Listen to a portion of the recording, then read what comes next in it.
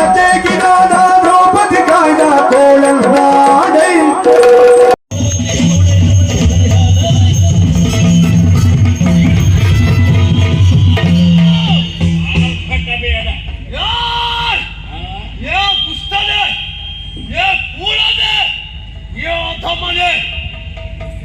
ಕಣ್ಕಂಡು ಬಿಟ್ಕೊಂಡು ನೋಡಿದೆ ನಿನಗೆ ಮಾರ್ಗ ತಪ್ಪಿ ಬಂದ್ಯೋ ಹೇಗೆ ಯಾರನ್ನ ನೋಡಿ ಹುಯಿಗುಳ ಸುರಿಮಳೆಯನ್ನ ಸುರಿಸಬೇಕಾದವ ನನ್ನನ್ನು ನೋಡಿ ಬೈತಾ ಇದ್ದೆ. ಯಾರ್ಯಾರನ್ನು ನೋಡಿ ಹೇಳಬೇಕಾದಂತ ಪರಿಸ್ಥಿತಿ ಅಲ್ಲ, ಮತ್ತೆ ನಿನ್ನನ್ನೇ ನೋಡಿ ಮುಗಿಯಬೇಕಾದಂತ ಪರಿಸ್ಥಿತಿ.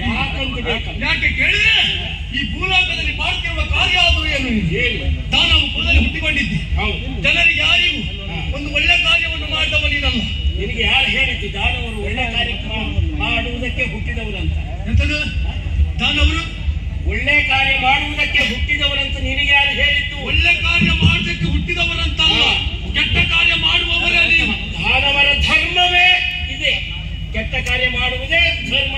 ಅದರ ಕರ್ಮದಿಂದಲೇ ನೀವೆಲ್ಲ ಹೋಗದೆ ಗೊತ್ತಿದೆ ನಿಮಗೆ. ಹುಲಿ ಗೋವನ್ನು ತಿನ್ನುತ್ತದೆ, ಧರ್ಮ. ಯಾವುದು?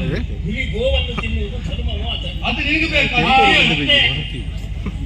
ಅದು ಹುಲಿಯ ಧರ್ಮ, ಇದು ನಮ್ಮ ದಾನವರ ಧರ್ಮ. ಹಾಗಲ್ಲ, ಎಲ್ಲಾ ಹುಲಿಗಳನ್ನು ನೀನು ಆ ರೀತಿ ಒಲಿಸಬೇಡ.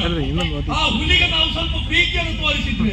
ಹುಲಿಯು ಕೂಡ ಗೋವಿನಂತೆ ನಮ್ಮ ಬಳಿಗೆ ಬಂತ ಗೊತ್ತುಂಟು ನಿಮಗೆ. ಹುಲಿಯನ್ನು ಕೂಡ ಪಡಗಿಸಿ ಆಡ್ತದೆ. ಅದೇ ರೀತಿಯಲ್ಲಿ ನೀನು ಕೂಡ ಈಗ ನೀನು ದುಷ್ಟ ಆದ್ರೂ ಕೂಡ ಸಜ್ಜನರನ್ನು ನೀನು ನೋಡುವುದಿಲ್ವ? ಸಜ್ಜನರನ್ನು ನೋಡಿ ಆದ್ರು ನಾನು ಹೀಗೆ ಒಳ್ಳೆಯವರಂತೆ ಬದುಕಬೇಕು ಅಂತ ಯಾಕೆ ನಿನ್ನ ಮನಸ್ಸಿಗೆ ಬರುವುದಿಲ್ಲ? ನಾನು ದಾನವನಾಗ್ತೇನ ಅಂದ್ರೆ ನೀನು ದಾನವನಾಗಿ ಉಳಿಬೇಕಂತ ಹೇಳುದ? ಸಾಧು ಸಜ್ಜನರ ಸಾಲಿಗೆ ಸೇರ್ತೇನೆ. ಹಾಗಾದ್ರೆ ನೀನು ಅದೇ ಸಾಲಿನಲ್ಲಿ ಉಳಿತಿ ಅಂತಾದ್ರೆ ನಿನಗೆ ಹೆಚ್ಚಿಗೆ ಕಾಲ ಇಲ್ಲ. ನಿನಗೊಂದು ಬುದ್ಧಿ ಮಾತನ್ನು ಹೇಳ್ತೇನೆ. ಇಲ್ಲಿದ್ದಂತ ಮುನಿವಟ್ಟುಗಳಿಗೆಲ್ಲ ನೀನು ಉಪದ್ರವವನ್ನು ಕೊಡ್ತಾ ಇದ್ದೀಯಂತೆ, ಮಾಡುವಂತ ಯಾಗವನ್ನೆಲ್ಲ ಹಾಳು ಮಾಡ್ತಾ ಇದ್ದೀಯಂತೆ. ಇದರಿಂದಾಗಿ ನಮ್ಮ ಬುಡಕ್ಕೆ ವಾರ್ತೆ ಬಂದ ಕಾರಣವಾಗಿ ನಿನ್ನನ್ನು ತಡೆಯಬೇಕೆಂಬ ಉದ್ದೇಶಿತ ಬಂದಿದ್ದೇನೆ. ಈಗ ಒಂದು ಮಾತು ಹೇಳ್ತೇನೆ, ನಿನಗೆ ಇನ್ನೂ ಕೂಡ ಬದುಕಲಿಕ್ಕೆ ಒಂದು ಅವಕಾಶ ನಾನು ಕೊಡ್ತೇನೆ. ಸಾಮದಿಂದ ನನ್ನ ಕಾಲಿಡಿ ಕ್ಷಮೆ ಕೊಟ್ಟು ಬದುಕಲಿಕ್ಕೆ ಅವಕಾಶ ಕೊಡ್ತೇನೆ. ಒಳ್ಳೆ ರೀತಿಯಿಂದ ಬದುಕು. ಅದಲ್ಲ ಅಂತಾದ್ರೆ ನಾನೇನು ನನ್ನ ಪರಾಕ್ರಮ ಎಂತದ್ದು ನನ್ನ ದೃಷ್ಟಿಯನ್ನು ತೋರಿಸಬೇಕಾಗ್ತದೆ. ನಾನು ಯಾರಂತ ಗೊತ್ತುಂಟಲ್ಲ.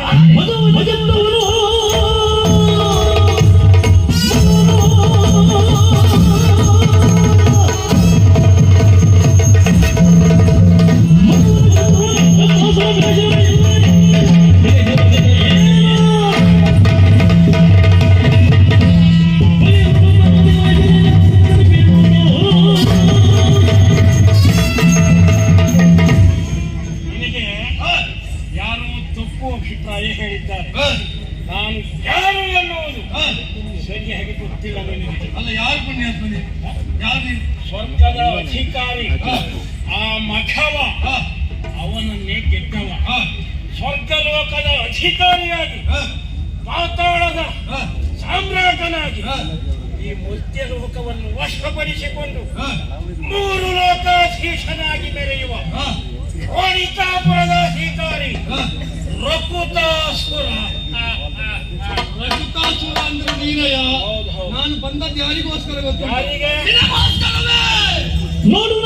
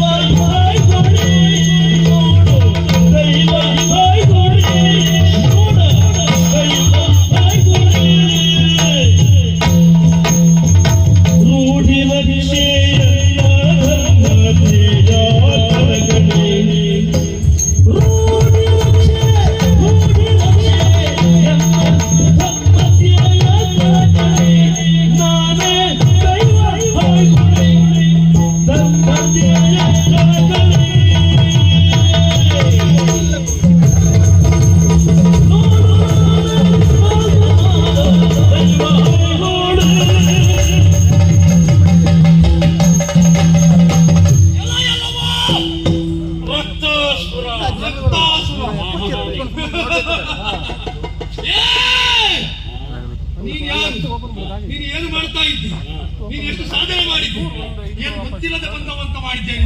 ಹೌದು. ಎಲ್ಲವನ್ನು ತಿಳಿದುಕೊಂಡೇ ಇಲ್ಲಿವರೆಗಾಗಿ ಬಂದವರಿದ್ದೇನೆ. ಹಾಗಾದ್ರೆ ಬಂದವ ನಾನು ಯಾರು?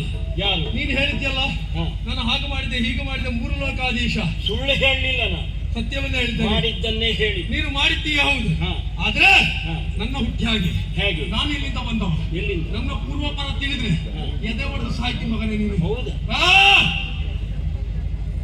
ಇಷ್ಟು ದೊಡ್ಡ ಜನ ಯಾರು? ಕೈಲಾಸಗಿರಿ ಕೇಳಿದ್ಯಾ ನೀನು? ಹೌದು. ನಮ್ಮ ಆರಾಧ್ಯ ಮೂರ್ತಿ. ಹೌದು ಅಂತ ಹೇಳಿ ವರ ಪಡೆದದ್ದು ಅವರಿಂದ ಅಲ್ವಲ್ಲ? ನಮ್ಮ ಕುಲದೇವ. ಹೌದಲ್ವಾ? ದಾನವರ ಏಳಿಗೆಯನ್ನೇ ಬಯಸುವವ. ನಮ್ಮ ಮೂಲ ಅಲ್ಲೇ ಉಂಟು ಕೈಲಾಸದಲ್ಲಿ. ಹೌದಾ? ನಮ್ದು ಇಲ್ಲಲ್ಲ, ನಮ್ದು ಮೂಲವೇ ಕೈಲಾಸ. ಅಲ್ಲಿ ಕೈಲಾಸಗಿರಿಯಲ್ಲಿ ಪರಮೇಶ್ವರನ ಮಗ ಮೊದಲು ಹಾಯ್ಗುಳಿ ಆಗಿದ್ದವ ನಾನು. ಈಗ ಬರೇ ಹಾಯ್ಗುಳಿ ಅಲ್ಲ, ನಿನ್ನ ವಧೆಗಾಗಿ ನನ್ನ ತಂದೆ ಸೃಷ್ಟಿ ಮಾಡಿದಂತ 4 ಪಾದದ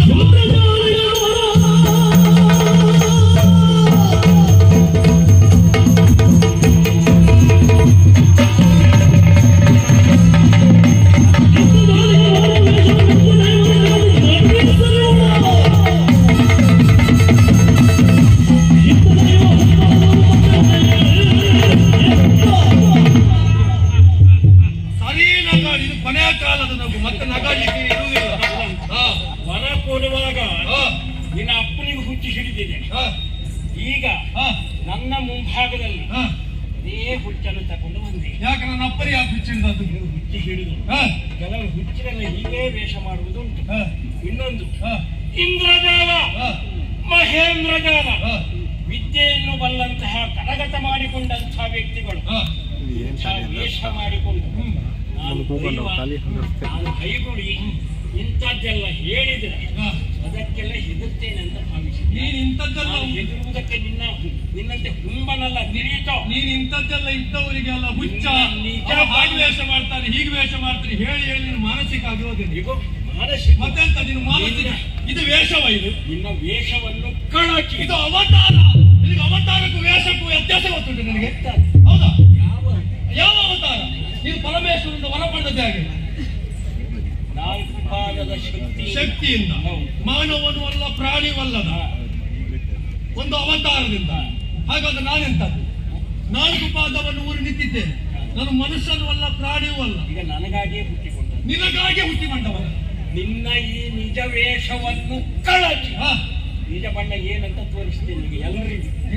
ಬಣ್ಣ ಈ ಕೋಡಿ ಕಲ್ಯಾಣದ ಪರಿಸರದಲ್ಲಿರುವ ಜನರಿಗೆಲ್ಲ ನಿನ್ನ ನಿಜ ಬಣ್ಣ ಏನಂತ ಬಯಲು ಮಾಡ್ತೀನಿ. ಇದೇ ಕೋಡಿ ಕಲ್ಯಾಣದಲ್ಲಿ ನಿನ್ನನ್ನು ಕೊಂದು ನಿನ್ನ ಎದೆ ಮೇಲೆ ಹತ್ತಿ ನಿನ್ನ ಮುಖದ ಬಣ್ಣನ ತೆಗೆಯಲಿ.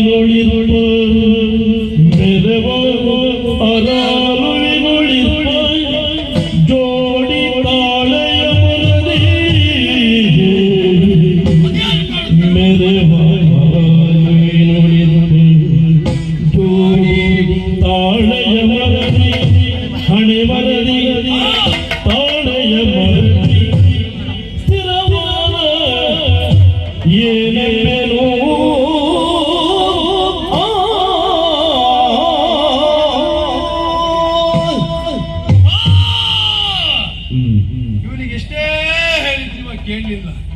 ಇವನಿಗೆ ಒಂದು ಸ್ವಲ್ಪ ಮಾತಾಡುವ ಚಾಟ. ಇವನಿಗೆ ಚಾಟ ಎಲ್ಲ ಹಿರಿದೋಗಿಲ್ವ ಈಗ? ಆತ ಅವ ಇಲ್ಲದೆ ಹೋದ್ರೆ ಅವನಿಗೆ ವೇಷ ಯಾವುದು, ಅವತಾರ ಯಾವುದು, ಯಾಕೆ ಬಂದದ್ದು, ಎಂತದ್ದು ಸ್ವಸ್ವರೂಪ ಜ್ಞಾನ ಉಂಟು ಅವನಿಗೆ.